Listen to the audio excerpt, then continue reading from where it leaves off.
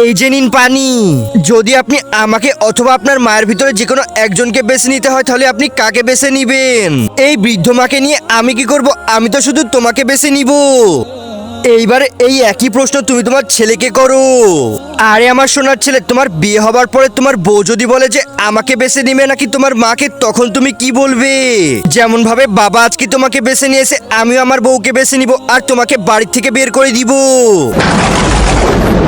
তার আগে সবাই তো দেখি আজকের ভিডিওটিতে লাইক সাবস্ক্রাইব করে। আজকে দেখবো কয়জন এই শিক্ষামূলক ভিডিওটার জন্য একটি লাইক একটি সাবস্ক্রাইব আর কমেন্ট বক্সে এই সুন্দর ইমোজিটা দিয়ে যায়। দেখেছো, আমি যদি বলতাম যে আমি আমার মাকে বেছে নিব তাহলে তুমি অনেক রাগ করতে।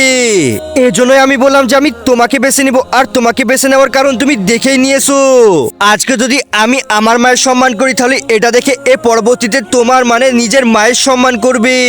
এজন্য একটা কথা সবসময় মনে রাখবে যে যেমন ব্যবহার আমরা আমাদের বৃদ্ধ মা বাবার সাথে করব, আমাদের সন্তানেরা ওইটাই দেখবে, ওইটাই শিখবে, আর পরবর্তীতে ওই খারাপ ব্যবহারটাই আমাদের সাথে করবে।